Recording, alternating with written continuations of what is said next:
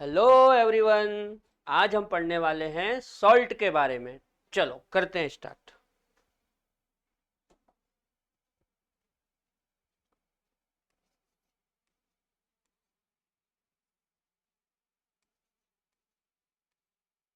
Salt Hindi में बोलते हैं बेटा लवण। ठीक है। सॉल्ट को हिंदी में क्या बोलते हैं? लवण।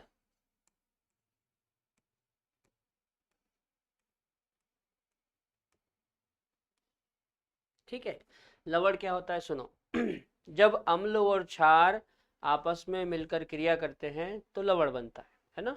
अम्ल और क्षार जब आपस में क्रिया करते हैं तो उनके क्रिया करने से लवण बनता है। ठीक है।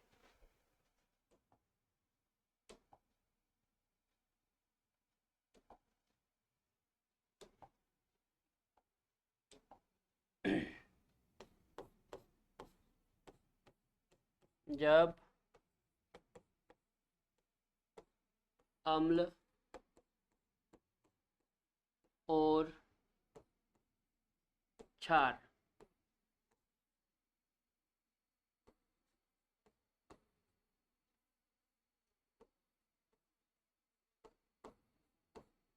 क्रिया करते हैं तो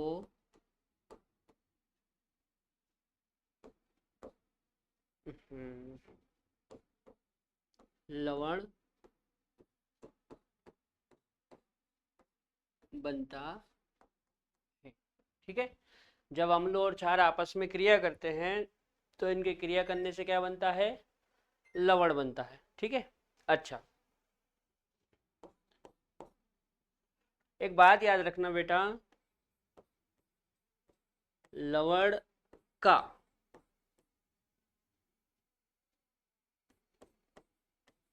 पॉजिटिव पार्ट, या नॉर्मल लिख लो लवण का पॉजिटिव, क्षार से आता है।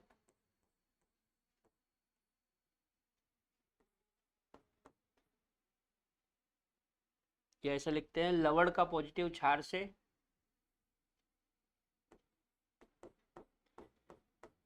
और नेगेटिव अम्ल से आता है। अम्ल से आता है। ठीक है। जो लवण होता है उसका पॉजिटिव क्षार से आएगा और नेगेटिव अम्ल से आएगा, है ना। देखो एक रिएक्शन से समझाता हूं। जैसे मान लो आपने एच ए लिया है ना।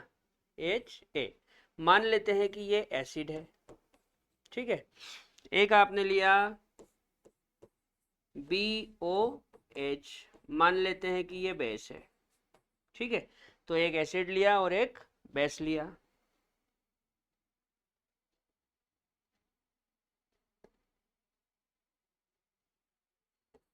अब बात को समझना है। ये पॉजिटिव ये नेगेटिव, ये पॉजिटिव ये नेगेटिव, तो एसिड से कौन आएगा? देखो पॉजिटिव किससे आएगा? क्षार से। तो क्षार का पॉजिटिव कौन है? ये। तो यहां से आ गया बी। और अम्ल से आएगा नेगेटिव, तो अम्ल का नेगेटिव कौन है? ए। तो यहां से आ गया ए, बी ए। ये हमारा बन गया सॉल्ट। प्लस इधर से बच गया एच और इधर से बच गया ओ एच। तो दोनों मिलके क्या बना लेंगे? H2O, water. ठीक है बेटा। इस प्रकार से लवण बनता है ना। अच्छा, ये जो लवण होते हैं ना, लवण, ये आयनिक कंपाउंड होते हैं। कैसे कंपाउंड होते हैं? Ionic, ionic compound. ठीक है। याद रहेगी बात। लवण कैसे कंपाउंड होते हैं?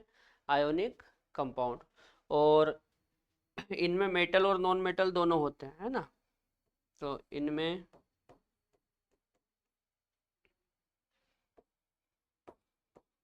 मेटल व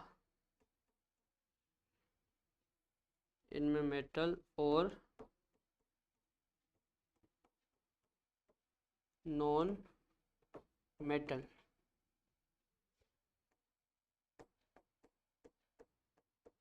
दोनों होते हैं, है ना। साल्ट अपने आप में आयोनिक कंपाउंड है और इनमें मेटल और नॉन मेटल दोनों होते हैं, ठीक है, नोट करो।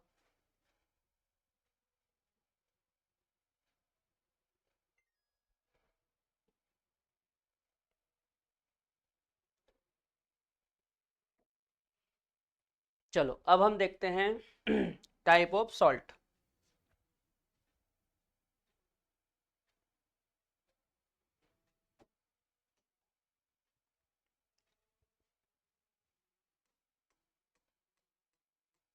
टाइप ऑफ सॉल्ट, देखो सॉल्ट की यदि हम बात करें तो सॉल्ट मेनली तीन टाइप का होता है। कितने टाइप का होता है? तीन टाइप का। एक तो आपका होता है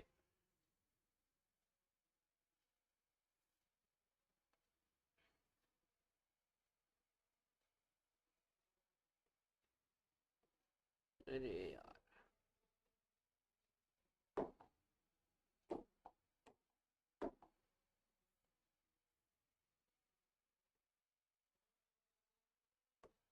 एक तो आपका होता है कॉमन सॉल्ट, कॉमन सॉल्ट, है ना, कॉमन सॉल्ट। एक होता है डबल सॉल्ट, डबल सॉल्ट। और एक होता है कॉम्प्लेक्स सॉल्ट, कॉम्प्लेक्स सॉल्ट, ठीक है।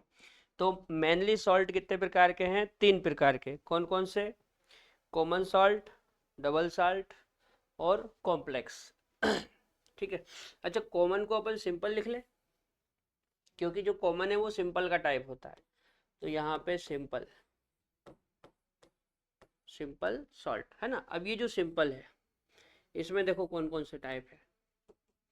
जो आपका सिंपल है इसमें एक तो होता है कॉमन सॉल्ट, कॉमन सॉल्ट। एक होता है एसिडिक सॉल्ट,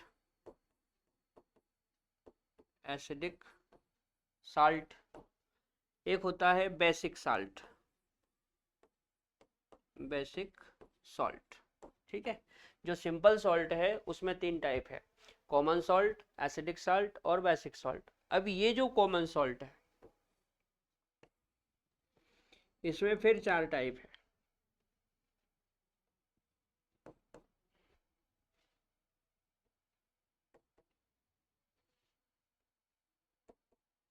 चार कौन कौन से? एक तो होता है स्ट्रॉन्ग एसिड, एक तो होता है strong acid plus strong base type salt. एक होता है strong acid plus weak base type salt. एक होता है weak acid plus strong base type salt.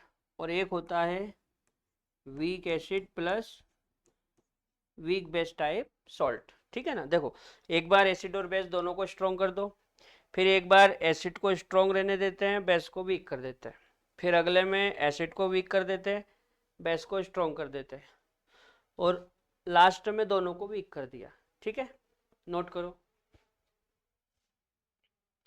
चलो अब एक एक करके इनके बारे में समझते हैं ना। सबसे पहले हम पढ़ेंगे strong acid plus strong base type salt, ठीक है। देखो सबसे पहली चीज तो strong acid plus strong base type salt से मतलब है कि इस सॉल्ट में एसिड वाला भाग भी स्ट्रॉन्ग होगा और बेस वाला भाग भी स्ट्रॉन्ग होगा। मतलब ये है कि जब स्ट्रॉन्ग एसिड और स्ट्रॉन्ग बेस आपस में क्रिया करेंगे तो इस प्रकार का सॉल्ट बनेगा, ठीक है। देखो मैं एग्जांपल से समझाता हूँ। जैसे मान लो अपन ने लिया HCl, ठीक है, ये स्ट्रॉन्ग एसिड होता है, प्लस एक लिया NaOH, ये स्ट्रॉन्ग बेस होता है। अब हमको पता है एसिड से आता है नेगेटिव और बेस से आता है पॉजिटिव, तो पॉजिटिव और नेगेटिव दोनों मिलके क्या बना लेंगे, NaCl, ये सॉल्ट बन गया। प्लस इधर से H बच गया, इधर से OH बच गया, तो दोनों मिलके क्या बना लेंगे, H2O। ठीक है। अच्छा, एक और देख लो, जैसे मान लो H2SO4, ये स्ट्रॉन्ग एसिड हो गया, प्लस KOH, या KOH को छोड़ो, BaOH का होल ट्वाइस ले लो, है ना, या KOH ले लो, ऐसा करो KOH। ठीक है। अब H2SO4 स्ट्रॉन्ग एसिड है और KOH स्ट्रॉन्ग बेस है, तो हमको पता है कि एसिड से नेगेटिव भाग आएगा और बेस से पॉजिटिव, है ना, दोनों मिलके बना लेंगे K2SO4। क्या बना लेंगे, K2SO4 प्लस यहाँ पे 2H2O बाहर होगा, है ना, दो ये और दो पार्ट इसके लेंगे तो दो ये हो जाएंगे 4, है ना। ठीक है। अब ये जो एसिड, सॉरी, ये जो सॉल्ट बना है, ये और ये strong acid plus strong base type के सॉल्ट है। ठीक है। इनके बारे में कुछ बातें लिखते हैं ना, जैसे सबसे पहला नेचर, है ना, नेचर। तो देखो ये जो सॉल्ट है इसमें एसिड और बेस दोनों स्ट्रॉन्ग है, एसिड भी स्ट्रॉन्ग है और बेस भी स्ट्रॉन्ग है, तो दोनों क्या करेंगे, एक दूसरे के प्रभाव को नष्ट कर देंगे, तो जो सॉल्यूशन बचेगा वो न्यूट्रल होगा, है ना। मतलब नेचर कैसा होगा इसका, न्यूट्रल। ठीक है। अब नेचर यदि न्यूट्रल हो गया तो पीएच कैसा होगा, तो भाई पीएच तो 7 होगा। भाई यदि नेचर न्यूट्रल हो गया तो पीएच 7। अच्छा, लिटमस पर प्रभाव,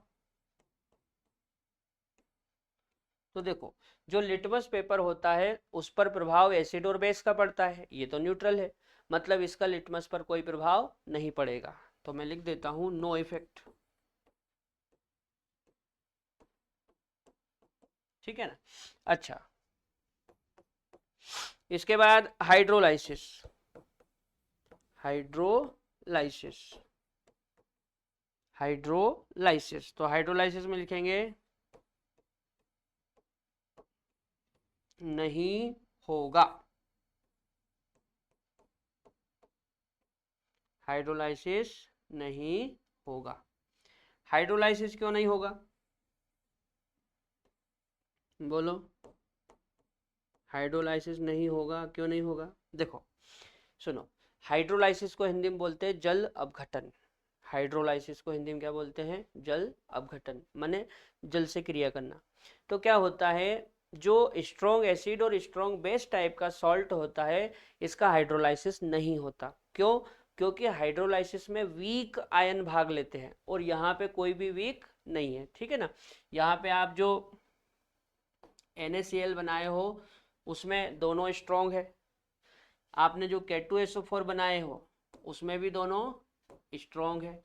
ठीक है ना, मतलब वीक कोई भी नहीं है, और हाइड्रोलाइसिस में वीक आयन भाग लेते हैं, मतलब इस टाइप के साल्ट का हाइड्रोलाइसिस नहीं होगा।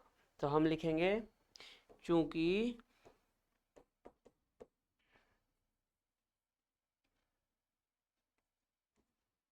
चूंकि हाइड्रोलाइसिस में वीक आयन भाग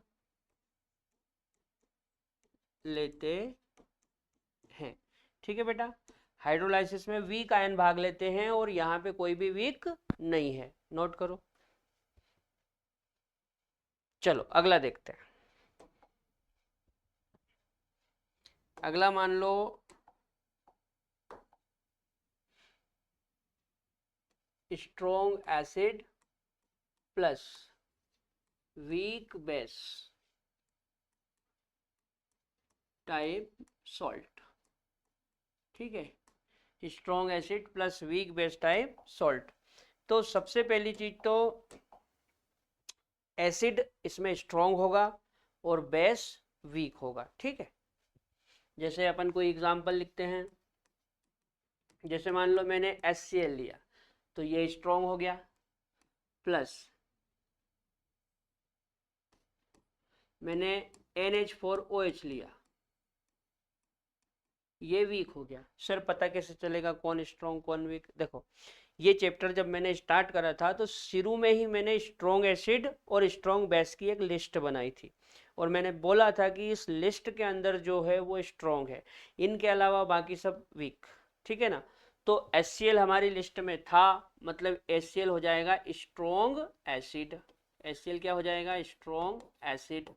और NH4 हमारी लिस्ट में नहीं था, इसलिए ये क्या हो जाएगा? Weak base. ठीक है, अब हमने अभी लिखा है कि एसिड से नेगेटिव आता है और बेस से पॉजिटिव, तो पॉजिटिव और नेगेटिव मिलके क्या बना लेंगे? NH4Cl प्लस इधर से H बच जाएगा, इधर से OH, तो दोनों मिलके क्या बना लेंगे? H2O। ठीक है, अब देखो बेटा, इसमें एसिड तो स्ट्रॉन्ग है लेकिन बेस कैसा है? वीक। मतलब ये जो सॉल्ट है ये strong acid weak base type का है ना। और मैंने आपको बताया है कि जल अपघटन में हाइड्रोलाइसिस में वीक आयन भाग लेते हैं और यहाँ पे वीक आयन मेरे को दिख रहा है NH4। ठीक है, NH4 पॉजिटिव कैसा है? वीक, क्योंकि ये वीक बेस से आया। मतलब इस प्रकार के लवण का जल अपघटन होगा, यानी कि ये जो सॉल्ट है ये इस जल से क्रिया करेगा और फिर से एसिड और बेस बना लेगा। ठीक है, इसको बोलते हैं हाइड्रोलाइसिस। क्या बोलते हैं? हाइड्रोलाइसिस। ठीक है, ये वाटर इस सॉल्ट से क्रिया करेगा और क्रिया करके क्या बना लेगा? फिर से एसिड और बेस बना लेगा, इसी को बोलते हैं हाइड्रोलाइसिस। ठीक है, और एसिड और बेस जब आपस में क्रिया करते हैं तो दोनों एक दूसरे को न्यूट्रल करने की कोशिश करते हैं, इसलिए इसको बोलते हैं न्यूट्रलाइजेशन। क्या बोलते हैं? न्यूट्रलाइजेशन। अरे यार ज्यादा उधर चला गया।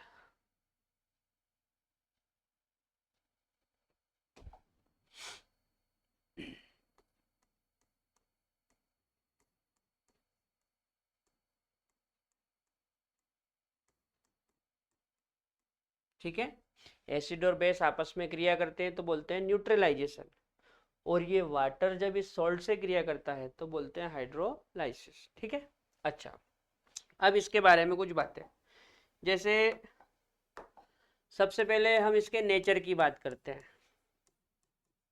है ना, नेचर की बात करते हैं। तो आप मेरे को बताओ इसका नेचर कैसा होगा? देखो, इसमें इस साल्ट में एसिड स्ट्रॉन्ग है। स्ट्रॉन्ग कौन है? एसिड। तो एसिड अपना प्रभाव दिखाएगा और पूरे सॉल्यूशन को एसिडिक कर देगा, मतलब नेचर इसका एसिडिक होगा। कैसा होगा? एसिडिक। तो नेचर में हम लिख लेते हैं एसिडिक। भाई सीधी सी बात है, एसिड यहाँ पे स्ट्रॉन्ग है और जो स्ट्रॉन्ग होगा वो अपना इफेक्ट दिखाएगा, तो वो पूरे सॉल्यूशन को एसिडिक बना देगा, यानी कि नेचर कैसा हो गया? एसिडिक। अब नेचर यदि एसिडिक हो गया तो पीएच कैसा होगा? भाई एसिड का पीएच 7 से कम होता है, मतलब इसका पीएच 7 से कम आएगा, लेस देन 7। ठीक है ना, कैसा आएगा? Less than 7। अच्छा, पीएच 7 से कम, है ना, एसिड हो गया ना। अगला, लिटमस पर प्रभाव। अब लिटमस पर प्रभाव की यदि हम बात करें तो हमने पढ़ा है कि जो एसिड होता है वो ब्लू लिटमस को रेड कर देता है, और यहाँ पे नेचर एसिडिक है, मतलब ये एसिड की तरह काम करेगा और ये ब्लू लिटमस को रेड कर देगा। ठीक है, तो लिटमस पर क्या इफेक्ट होगा? जो ब्लू लिटमस होगा, कैसा लिटमस? ब्लू। वो रेड हो जाएगा। ब्लू लिटमस कैसा हो जाएगा? रेड। जब हम इस सॉल्यूशन में लिटमस पेपर डालेंगे तो उसका जो ब्लू कलर है वो रेड में कन्वर्ट हो जाएगा, है ना। अच्छा, अगला अगला हाइड्रोलाइसिस। हाइड्रोलाइसिस हाइड्रोलाइसिस को जल अपघटन कहते हैं। क्या कहते हैं? जल अपघटन। अब सुनो बात को। अभी थोड़ी देर पहले मैंने लिखा था कि हाइड्रोलाइसिस में दुर्बल आयन भाग लेते हैं, वीक आयन भाग लेते हैं, और यहाँ पे वीक कौन है? बेस, है ना। और बेस से धन भाग आता है। बेस से कौन सा भाग आता है? धन भाग, पॉजिटिव पार्ट। मतलब यहाँ पे पॉजिटिव हाइड्रोलाइसिस में भाग लेगा, और पॉजिटिव को हम बोलते हैं केटायन। तो मैं यहाँ पे लिख सकता हूं कि जो हाइड्रोलाइसिस है वो केटायनिक प्रकार का होगा। केटायोनिक प्रकार का होगा। किस प्रकार का होगा? केटायोनिक प्रकार का होगा। हाइड्रोलाइसिस में वीक आयन भाग लेते हैं, और यहाँ पे वीक कौन है? बेस, और बेस से आता है पॉजिटिव। पॉजिटिव को हम बोलते हैं केटायन। तो हाइड्रोलाइसिस होगा केटायनिक प्रकार का। नोट करो।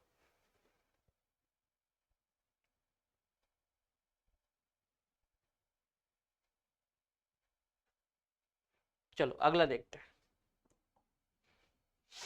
अगला हो जाएगा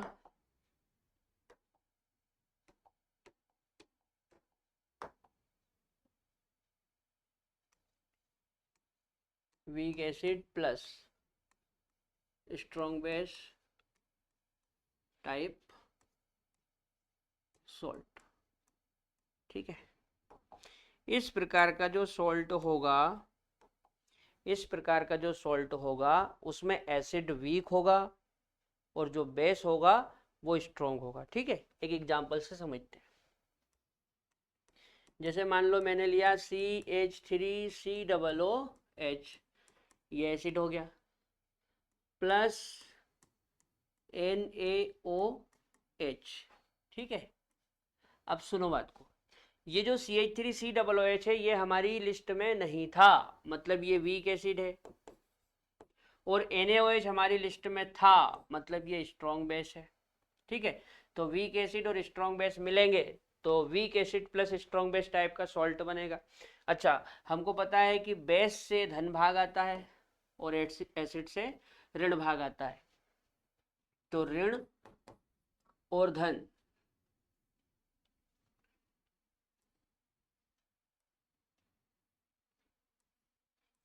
ऋण और धन दोनों मिलके क्या बना लेंगे? ये CH3COONA।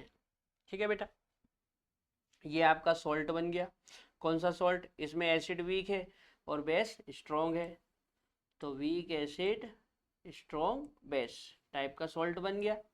प्लस इधर से H और इधर से OH, तो H2O। ठीक है ना। अच्छा, अब देखो इसमें एसिड वीक है और वीक आयन का हाइड्रोलाइसिस होता है, मतलब ये जो वाटर है ये इससे क्रिया करेगा और फिर से क्या बनाएगा? एसिड और बेस। इसी को हाइड्रोलाइसिस कहते हैं। क्या कहते हैं? हाइड्रोलाइसिस।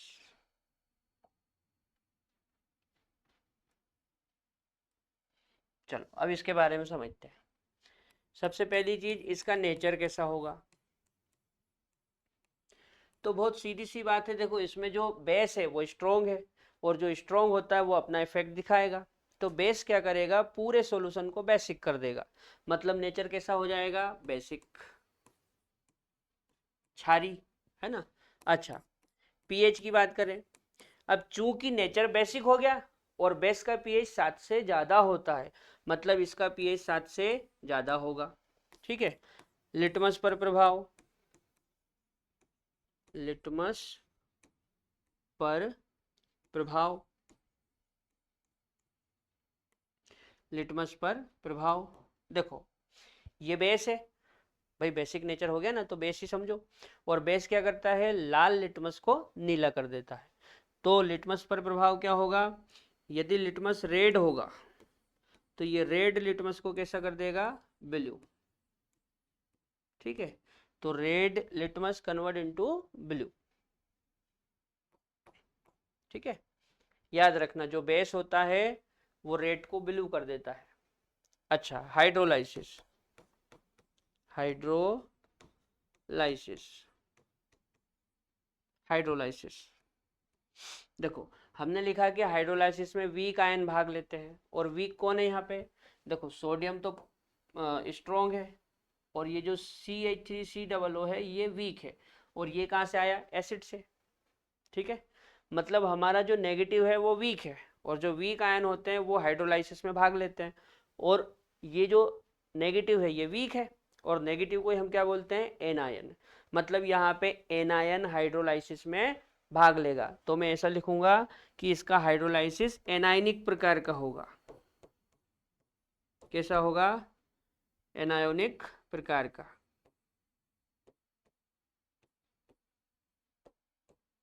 ठीक है, नोट करो।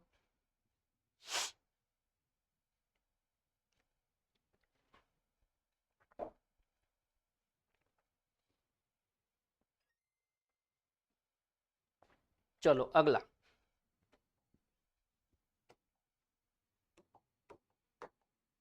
अगला हो जाएगा weak acid plus weak base type salt. Weak acid plus weak base type salt. सुनो, देखो क्या होता है, वीक एसिड और वीक बेस टाइप का जो सॉल्ट होता है उसमें एसिड और बेस दोनों ही वीक होते हैं, है ना। एसिड भी वीक होता है और बेस भी वीक होता है। जैसे मान लो हम कोई एग्जांपल लेते हैं,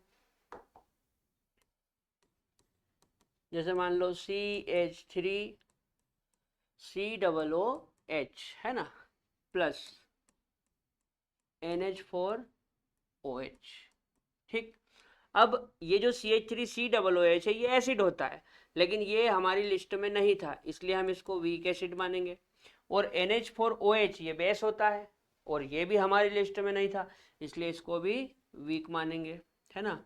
सर कौन सी लिस्ट, इस चैप्टर के शुरू में ही मैंने स्ट्रॉन्ग एसिड और स्ट्रॉन्ग बेस की लिस्ट बनवाई थी। ठीक है, तो एसिड और बेस की लिस्ट होती है जो मैंने शुरू में ही बनवाई थी, उनके अलावा जो भी बच जाते हैं उनको वीक मानते हैं। अब देखो दोनों वीक है, तो जो सॉल्ट बनेगा वो weak acid plus weak base type का बनेगा, है ना। अच्छा, हमको पता है कि एसिड से नेगेटिव आता है और बेस से पॉजिटिव, तो पॉजिटिव और नेगेटिव मिलकर क्या बना लेंगे, सॉल्ट।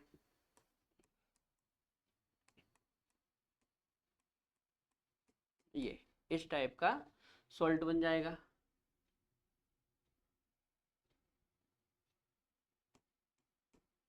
ये है ना, और अब इधर से क्या बच गया, H पॉजिटिव और इधर से OH नेगेटिव, तो H और OH ये दोनों मिलके क्या बना लेंगे, वाटर। ठीक है, अब देखो इसमें तो दोनों ही वीक है, एसिड भी वीक है और बेस भी वीक है, मतलब वीक एसिड वीक बेस दोनों ही आयन वीक है ना। मतलब इस प्रकार के सॉल्ट का सबसे ज्यादा हाइड्रोलाइसिस होगा, और हाइड्रोलाइसिस में क्या होता है, ये वाटर इस सॉल्ट से क्रिया करके फिर से क्या बनाएगा, एसिड और बेस। ठीक है, फिर से क्या बनाएगा, एसिड और बेस। अच्छा, इसके बारे में कुछ बातें लिखते हैं। सबसे पहले नेचर, देखो नेचर कैसा होगा, यहाँ पे दोनों ही वीक है, तो इसका नेचर एसिडिक भी हो सकता है और बेसिक भी हो सकता है ना। इसलिए इसको एम्फोरटेरिक कहते हैं। क्या कहते हैं, एम्फोरटेरिक। तो नेचर हो जाएगा एम्फोरटेरिक। एम्फोरटेरिक क्या होता है, एम्फोरटेरिक बेटा उसको बोलते हैं जिसमें एसिड और बेस दोनों है ना। मतलब ये एसिडिक भी हो सकता है या बेसिक भी हो सकता है, तो जिसमें एसिडिक और बेसिक दोनों नेचर हो उसको बोलते हैं एम्फोरटेरिक। ठीक है, अच्छा अगला पीएच। अब पीएच की बात करें तो देखो पीएच इसका लगभग 7 होगा, एग्जैक्ट 7 नहीं होगा, लगभग 7। लगभग 7 का मतलब क्या है? लगभग 7 से मतलब 7 से थोड़ा सा कम भी हो सकता है और 7 से थोड़ा सा ज़्यादा भी हो सकता है, ठीक है। अच्छा, इसके बाद बात कर लेते हैं अपन हाइड्रोलाइसिस की। हाइड्रोलाइसिस, तो आपको बताऊं बेटा, इस प्रकार के सोल्ट का हाइड्रोलाइसिस सबसे अधिक होता है। क्यों? देखो, हाइड्रोलाइसिस में वीक आयन भाग लेते हैं और यहाँ पे एसिड भी वीक है और बेस भी वीक है, मतलब केटायन भी वीक है और एनायन भी वीक है, तो दोनों ही आयन वीक है, इसलिए दोनों ही आयन हाइड्रोलाइसिस में भाग लेंगे, इसलिए इसका सबसे ज्यादा हाइड्रोलाइसिस होगा। ठीक है, मैं लिख देता हूं, इस प्रकार के सोल्ट का सबसे अधिक, इस प्रकार के सोल्ट का सबसे अधिक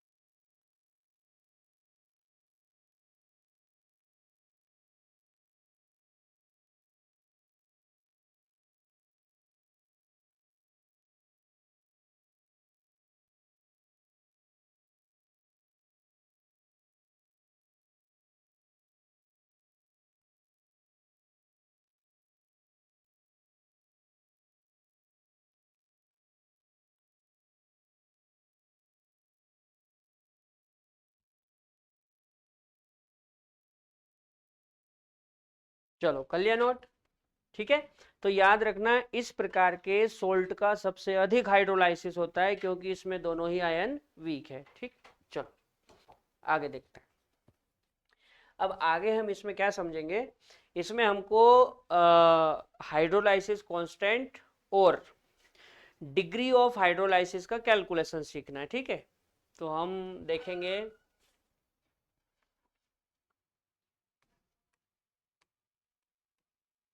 calculation of KH H and pH. ठीक है, calculation of KH H and pH.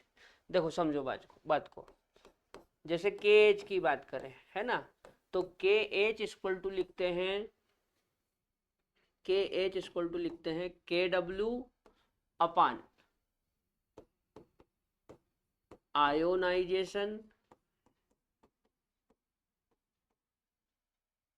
Constant, ionization constant of weak, ionization constant of week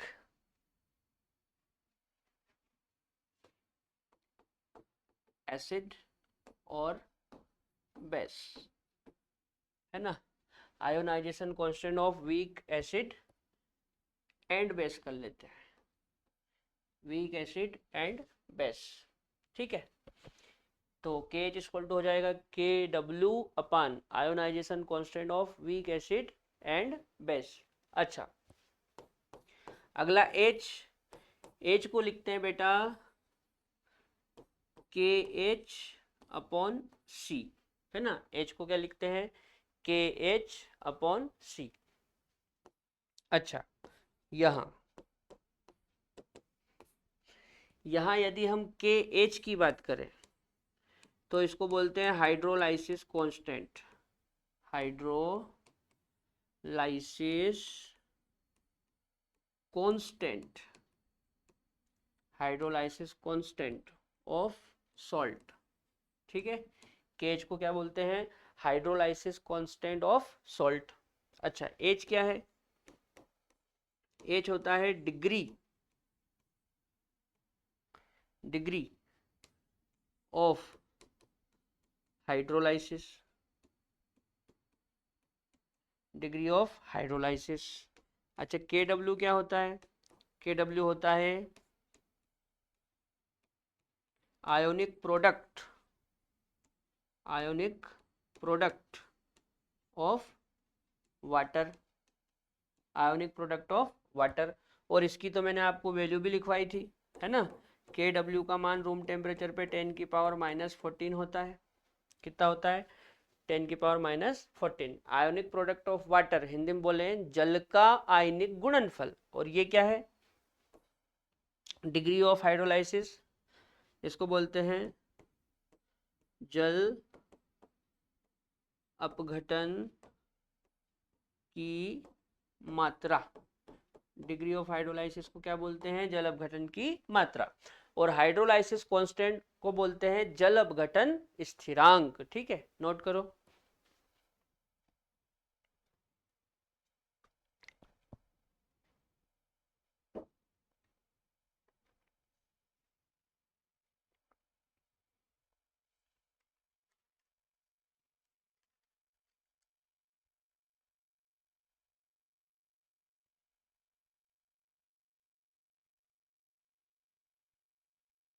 चलो अब इसकी एक टेबल बनाते हैं अपन, है ना। इसमें पार्टीशन कर लेते हैं। 3 पार्टीशन कर लें, 3 ठीक रहेंगे, है ना। 4 में ज़्यादा छोटा हो जाएगा। एक में लिखेंगे हम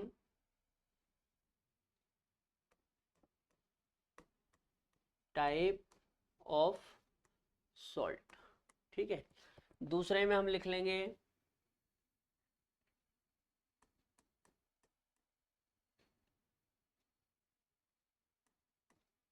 KH बराबर KW अपॉन वीक, है ना।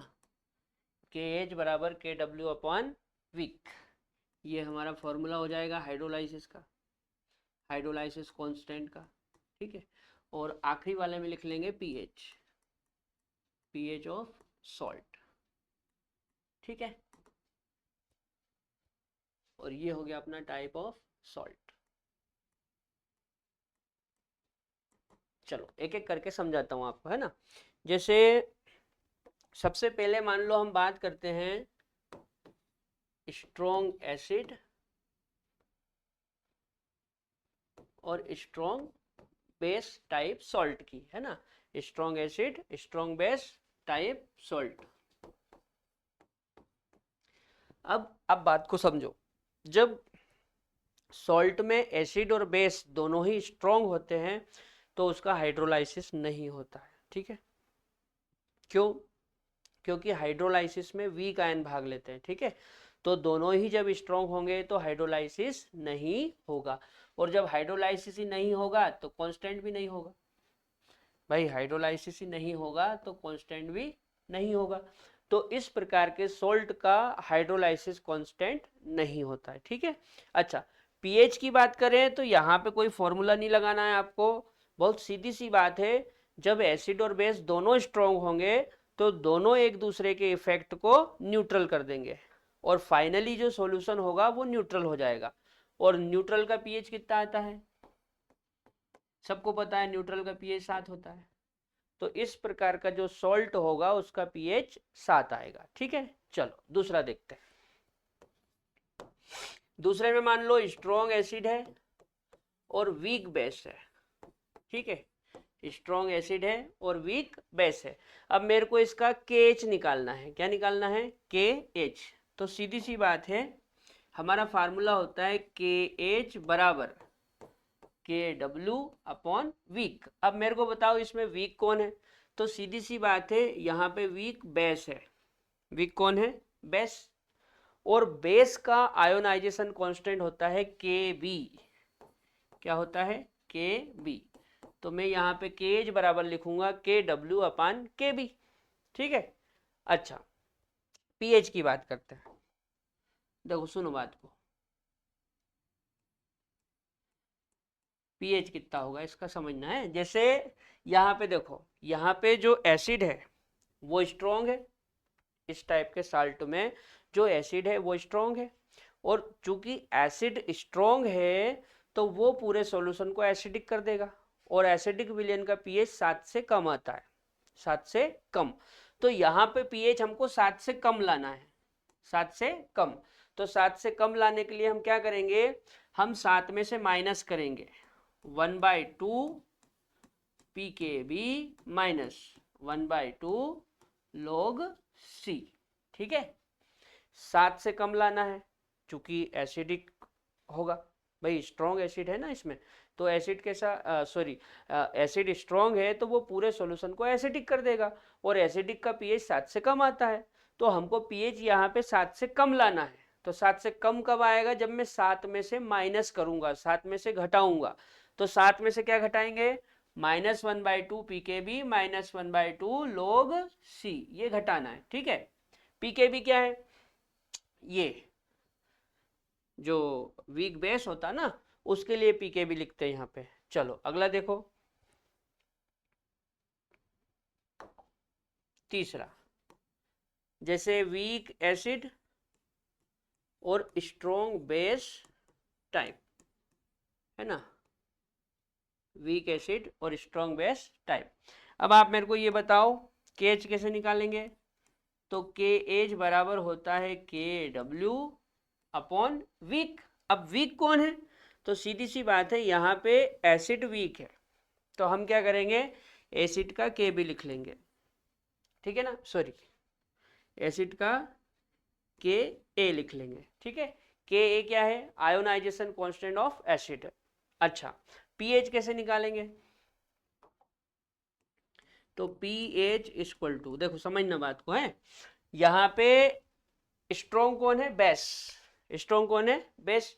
अब चूंकि बेस स्ट्रॉन्ग है तो बेस पूरे सॉल्यूशन को बेसिक कर देगा, और बेसिक का पीएच आता है 7 से अधिक। मतलब मेरे को यहाँ पे पीएच 7 से अधिक लाना है। तो 7 से अधिक कब आएगा? जब मैं 7 में जोड़ूंगा, भाई 7 में ऐड करूंगा तभी तो 7 से ज्यादा आएगा। तो 7 में क्या ऐड करना है? 1/2 pKa प्लस 1/2 log C। ठीक है, 7 + 1/2 pK प्लस 1/2 log C, इसको ऐड करेंगे तो 7 से ज्यादा आएगा। चलो अगला देखते हैं। अगला है weak acid weak base type. यहां पे दोनों ही वीक है। चलो KH निकालते हैं। KH, तो KH बराबर क्या होता है बेटा? KW/ week. KH बराबर क्या होता है? KW/ weak. अब बात को समझना, यहाँ पे दोनों ही वीक है, आपका जो एसिड है वो भी वीक है और जो बेस है वो भी वीक है। तो मैं यहाँ पे एसिड और बेस दोनों के लिए लिखूंगा, तो Ka इंटू Kb। भाई दोनों ही वीक है ना, एसिड भी वीक है और बेस भी वीक है, तो मैं दोनों का आयोनाइजेशन कांस्टेंट लिख लूंगा, है ना। अच्छा, पीएच निकालेंगे, तो पीएच कितना आता है इसका? देखो अभी मैंने बताया था कि पीएच लगभग 7 आएगा, जब दोनों वीक होंगे तो पीएच लगभग 7 आएगा। तो लगभग 7 के लिए क्या करें, आप ऐसा करो, 7 में एक बार 1/2 pKa जोड़ दो और इसमें से 1/2 pKb घटा दो। समझ में आ रही बात?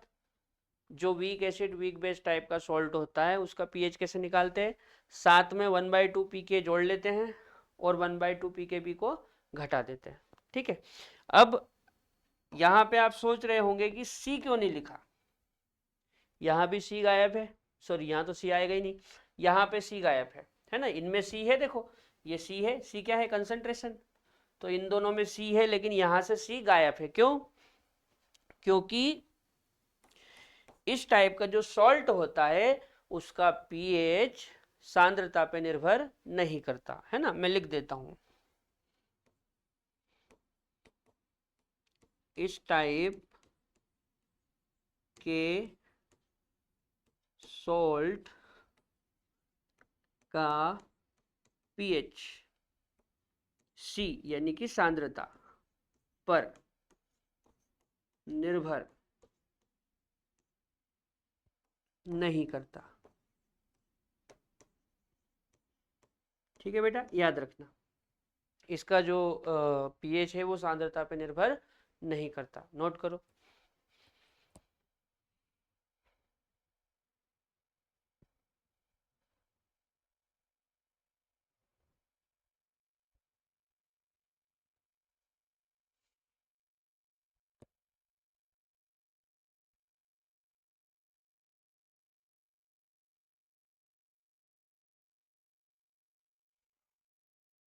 कर लिया? आगे बढ़े? चलो,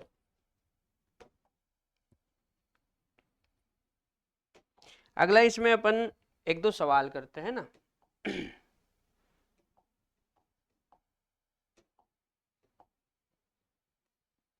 जैसे मान लो एक सवाल है CH3COOH का pKa इक्वल टू 7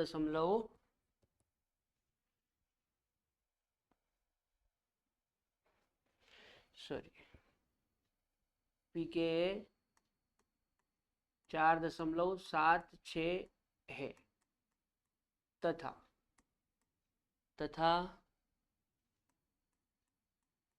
NH4OH का pKb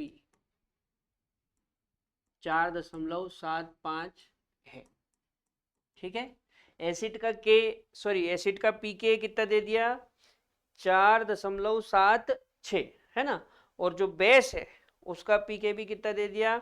4.75 है ना। और ये आपसे पूछ रहा है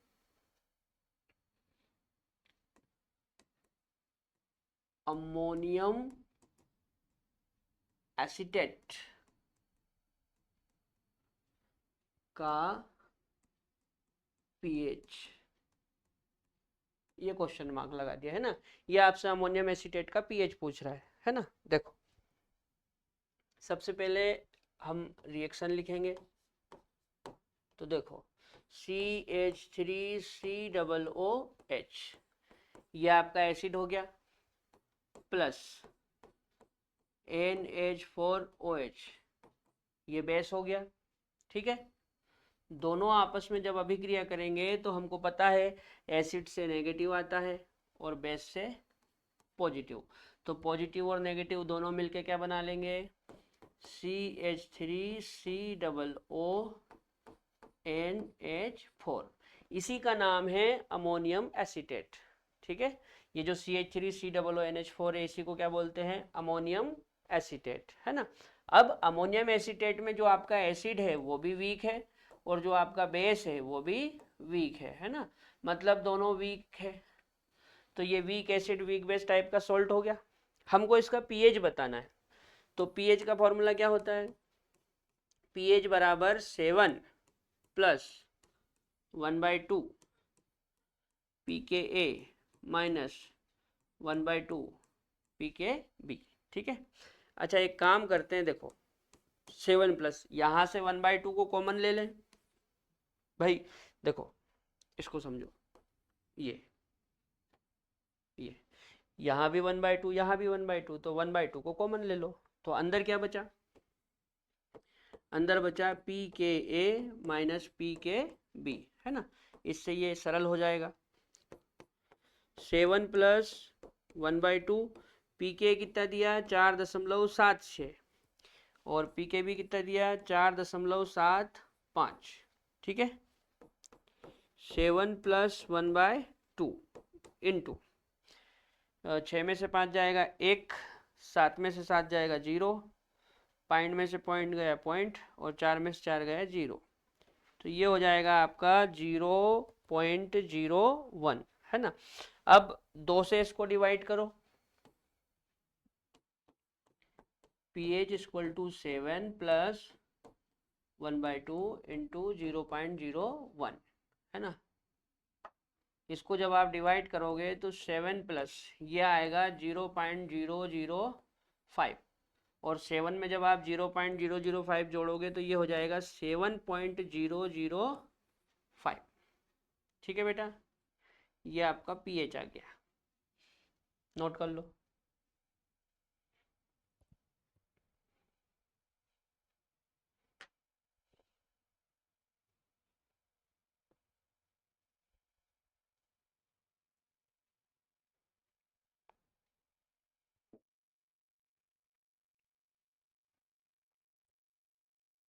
चलो एक और सवाल करते हैं। जैसे सवाल दिया है, सवाल कहाँ गया,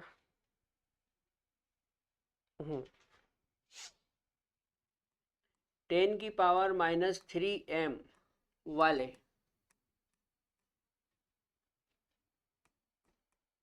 HCl, NaOH तथा NaCl का पीएच क्या होगा। ठीक है, 10 की पावर -3m वाले HCl, NaOH तथा NaCl का पीएच क्या होगा। चलो सोल्व करते हैं। सॉल्यूशन, सबसे पहले हम HCl की बात करते हैं ना। तो HCl एसिड है, क्या है, एसिड। और एसिड का पीएच कैसे निकालते हैं, तो पीएच बराबर माइनस लॉग H पॉजिटिव लिखते हैं, है ना, और माइनस लॉग H पॉजिटिव की जगह आप ये ले लो 10 की पावर -3। ठीक है ना, माइनस का 3 आगे आएगा जंप मार के, तो ये 3 हो जाएगा। ये मैंने बहुत बार बताया आप, है ना। अच्छा, बेस के लिए क्या होगा, तो NaOH, ये क्या है, ये बेस है। और बेस के लिए हम क्या निकालते हैं, POH। तो POH बराबर हो जाएगा माइनस लॉग OH नेगेटिव बराबर माइनस लॉग OH की जगह क्या लिख लेंगे, 10 की पावर -3। 10 की पावर -3 आगे आएगा, तो POH आ गया 3। POH कितना आ गया, 3। और pH कैसे निकालेंगे, तो pH इक्वल टू होता है 14 माइनस POH। तो ये हो जाएगा 14 माइनस 3 इक्वल टू 11। ठीक है। अच्छा, तीसरा क्या है, तीसरा है NaCl, है ना, NaCl। और NaCl क्या है, सॉल्ट। अब आप NaCl को ध्यान से देखोगे तो NaCl में Na और Cl दोनों ही स्ट्रॉन्ग है। मतलब जो NaCl है वो स्ट्रॉन्ग एसिड और स्ट्रॉन्ग बेस से बना है, और जब दोनों स्ट्रॉन्ग होते हैं तो एक दूसरे के प्रभाव को नष्ट कर देते हैं, और फाइनल सॉल्यूशन न्यूट्रल हो जाता है। और न्यूट्रल सॉल्यूशन का पीएच कितना आता है, 7। ठीक है, तो यहाँ पे आपको सोल्व करने की जरूरत नहीं है, डायरेक्ट 7 लगा देंगे, नोट करो।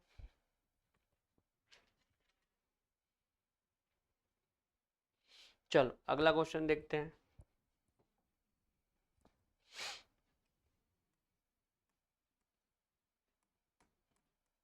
कौन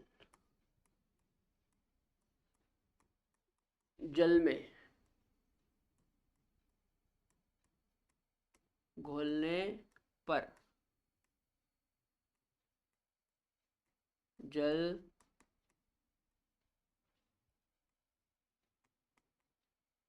अपघटित होगा। ठीक है, कौन जल में घोलने पर जल अपघटित होगा। ऑप्शन सुनो। पहला ऑप्शन है potassium nitrate, potassium nitrate, potassium nitrate, है ना। दूसरा ऑप्शन है sodium sulphate, sodium sulphate, sodium sulphate. तीसरा ऑप्शन है sodium chloride, sodium chloride, sodium chloride, है ना। और चौथा ऑप्शन है potassium succinate, potassium succinate, potassium succinate. ठीक है बेटा,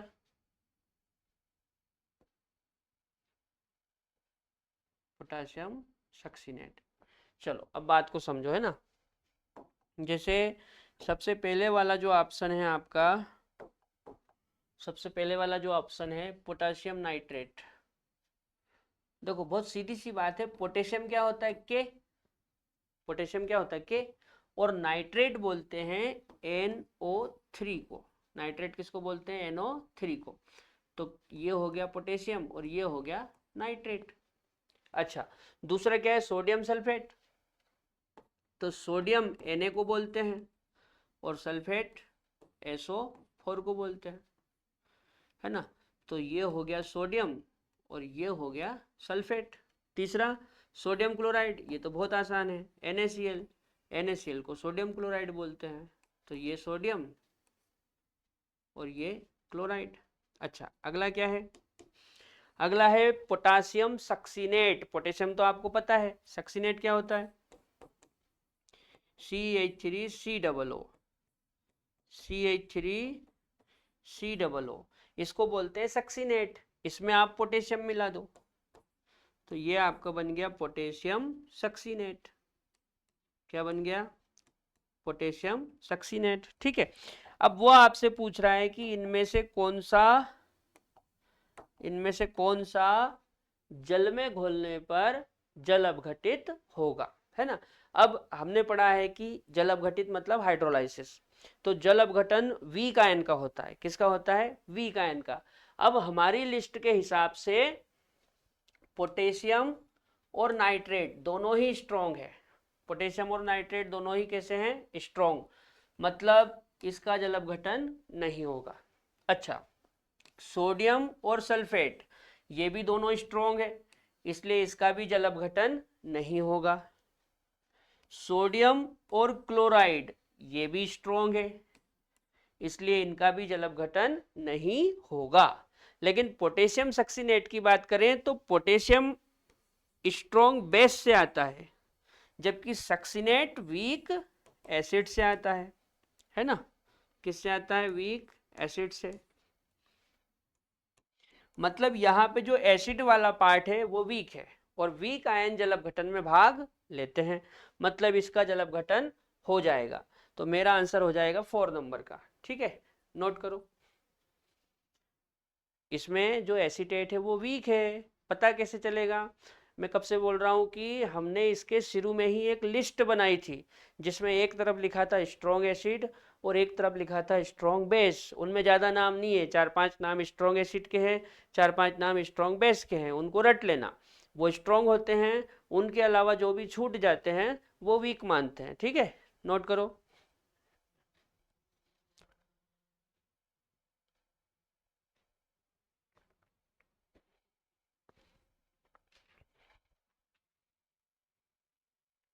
चलो अब फटाफट बचे हुए टाइप और देख लेते हैं अपन, तो अपना सोल्ड कंप्लीट हो जाएगा, है ना।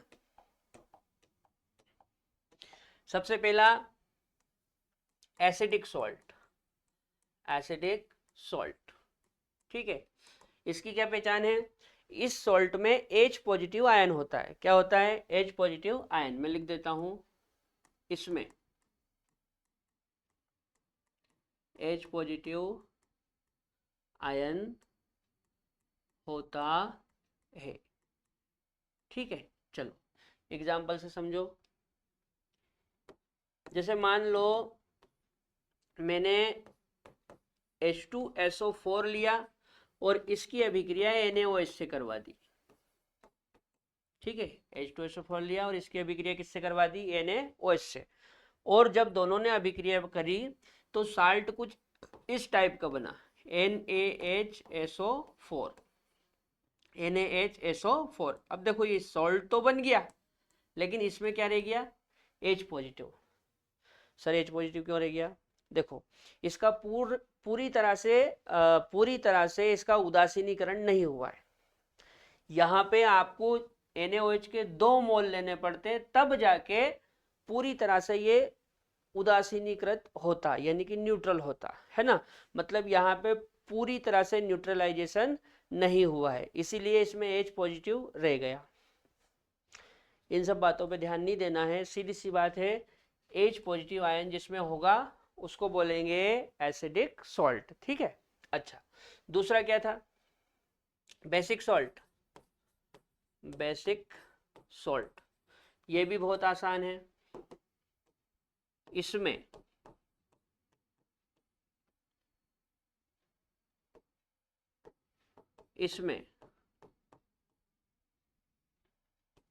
OH माइनस आयन होता है। कौन होता है? OH माइनस आयन होता है ना। देखो एक एग्जांपल से समझाता हूँ। जैसे मान लो मैंने लिखा BaOH का होल ट्वाइस और इसकी अभिक्रिया करवा दी मैंने HCl से, ठीक है। अब अभिक्रिया होने के बाद सॉल्ट बना जो कुछ इस टाइप का बना, BaOHCl, है ना। अब ये सॉल्ट तो बन गया, लेकिन चूंकि इसका पूरी तरह से न्यूट्रलाइजेशन नहीं हुआ, इसलिए इसमें OH रह गया, ठीक है। तो चूंकि इसमें OH प्रेजेंट है, इसलिए मैं इसको क्या बोलूंगा, इसको मैं बोलूंगा बेसिक सॉल्ट, ठीक है बेटा। अच्छा, इसके बाद अगला है डबल साल्ट। कौन सा salt? Double salt. Double salt. Double salt को हिंदी में द्विक लवण कहते हैं। क्या कहते हैं? द्विक लवण। ये क्या होता है? इसमें 2 सिंपल बोल दो या 2 कॉमन आयन बोल दो, सॉरी 2 सिंपल सॉल्ट बोल दो या 2 कॉमन सॉल्ट बोल दो, उनसे मिलके ये बनता है, इसलिए इसको बोलते हैं डबल सॉल्ट। मैं लिख देता हूं, इसमें 2 सिंपल सॉल्ट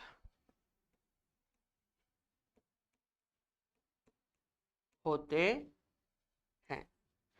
ठीक है। जो डबल सॉल्ट होता है उसमें 2 सिंपल सॉल्ट होते हैं, इसीलिए इसको बोलते हैं डबल सॉल्ट, है ना, द्विक लवण। देखो इसके एग्जाम्पल देखते हैं। एक तो होता है बेटा कार्नेलाइट। क्या होता है? कार्नेलाइट। इसका फॉर्मूला होता है KCl MgCl2 डॉट 6H2O। क्या फॉर्मूला होता है? KCl MgCl2 dot 6H2O।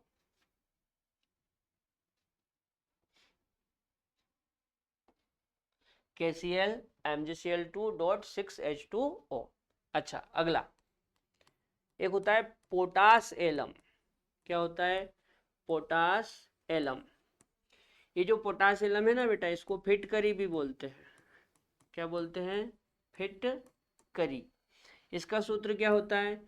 इसका सूत्र होता है K2SO4 Al2SO4 का होल थ्राइस डॉट 24H2O, ठीक है। फिटकरी का फॉर्मूला क्या होता है? K2SO4। क्या होता है? K2SO4।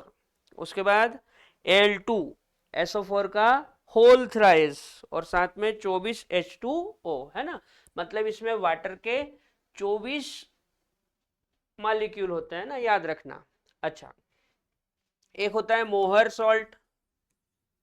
Mohr's salt. Mohr's salt. इस मोहर सॉल्ट को फेरस अमोनियम सल्फेट भी बोलते हैं। क्या बोलते हैं?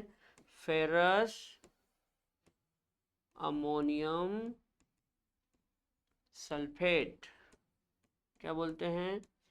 Ferrous ammonium sulphate. इसका फॉर्मूला क्या होता है बताओ? मोहर्स सॉल्ट है ना, मोहर लवण, इसका फॉर्मूला क्या होता है? इसका फॉर्मूला होता है FeSO4 फिर अमोनियम है ना, तो NH4 का होल थ्राइज फिर SO4.6H2O। नोट करो तो।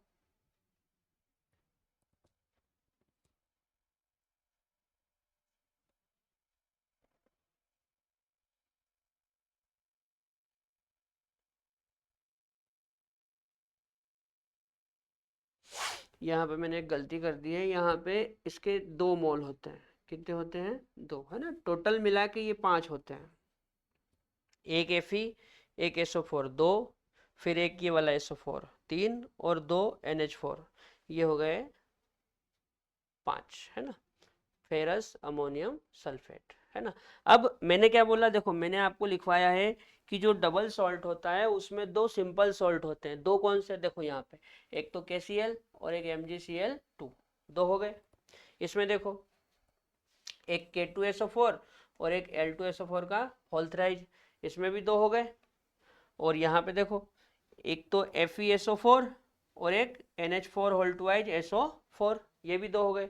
तो इनमें तीनों में 2-2 सिंपल सॉल्ट है, इसलिए इनको डबल सॉल्ट बोलते हैं। ठीक है, नोट करो।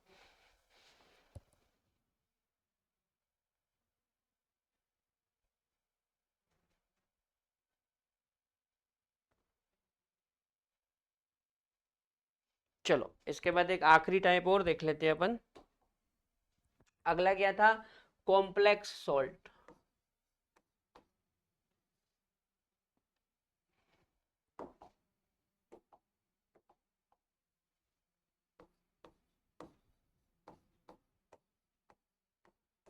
कॉम्प्लेक्स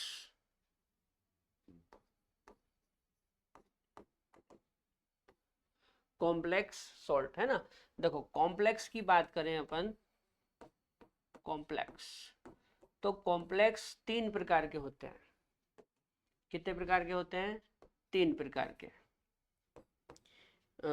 एक होता है नेगेटिव, नेगेटिव, एक होता है पॉजिटिव, और एक होता है न्यूट्रल। कॉम्प्लेक्स कितने प्रकार के? 3 प्रकार के, नेगेटिव, पॉजिटिव और न्यूट्रल है ना। देखो बात को समझो, जैसे मान लो मैंने लिखा K4 है ना, K4 FeCN का होल 6। ठीक है, क्या लिखा मैंने? K4 FeCN का होल 6। अब बात को समझना है, ये जो चीज है इसको हम कॉम्प्लेक्स बोलते हैं। इसको क्या बोलते हैं? कॉम्प्लेक्स। अब कॉम्प्लेक्स के साइड में देखो पोटेशियम है, कॉम्प्लेक्स के साइड में क्या है? पोटेशियम। तो पोटेशियम पे आता है प्लस चार्ज, मतलब इस कॉम्प्लेक्स पे आएगा नेगेटिव चार्ज। अच्छा, पोटेशियम कितने? 4, तो इस पे आप 4 नेगेटिव लगा दो। ठीक है, तो हमारे कॉम्प्लेक्स पे नेगेटिव आया, इसलिए इसको बोलते हैं नेगेटिव कॉम्प्लेक्स। क्या बोलते हैं? Negative complex. अच्छा अगला देखो, जैसे FeNH3 का होल ट्वाइज और यहाँ पे Cl2 है ना। क्या लिखा? FeNH3 और NH3 का होल, सॉरी ट्वाइस नहीं 4 आएगा, NH3 का होल 4 है ना। अब बात को समझना, जैसे ये जो चीज है ना, ये इसको हम बोलते हैं कॉम्प्लेक्स। इसको क्या बोलते हैं? कॉम्प्लेक्स। अब आप ये देखो, इस कॉम्प्लेक्स के बाहर क्या है? क्लोरीन, और क्लोरीन पे नेगेटिव आता है, मतलब इस कॉम्प्लेक्स पे क्या आएगा? पॉजिटिव। अच्छा ये कितने क्लोरीन है? 2, तो इस पे 2 पॉजिटिव लगा दो। ठीक है, ये आपका पॉजिटिव कॉम्प्लेक्स हो गया। अच्छा, न्यूट्रल वाला क्या होता है, ये बहुत आसान है, जैसे Na और यहाँ पे मैंने लिखा CO का होल 4 और इस तरह से। ठीक है, अब बात को समझना है, जैसे कॉम्प्लेक्स के बाहर पॉजिटिव है तो कॉम्प्लेक्स पे क्या आया, नेगेटिव। कॉम्प्लेक्स के बाहर, कॉम्प्लेक्स के बाहर क्या है, नेगेटिव। अरे यार, कॉम्प्लेक्स के बाहर क्या है, नेगेटिव। सर हमको कैसे पता चलेगा, अरे क्लोरीन पे नेगेटिव होता ना, तो कॉम्प्लेक्स के बाहर नेगेटिव है मतलब कॉम्प्लेक्स पे क्या आएगा, पॉजिटिव। देखो, कॉम्प्लेक्स के बाहर क्या है, पोटेशियम, पोटेशियम पे आता है पॉजिटिव, तो कॉम्प्लेक्स के बाहर पॉजिटिव है मतलब कॉम्प्लेक्स पे क्या आएगा, नेगेटिव, तो नेगेटिव कॉम्प्लेक्स हो गया। यहाँ पे कॉम्प्लेक्स के बाहर नेगेटिव है तो कॉम्प्लेक्स पे क्या आएगा, पॉजिटिव।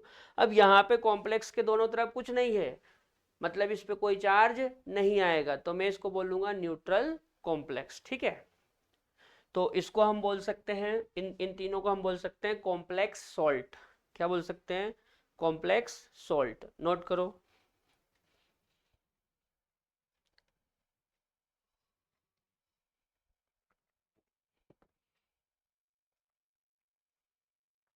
ठीक है बेटा, यहाँ पे हमारा सॉल्ट कंप्लीट हो जाता है।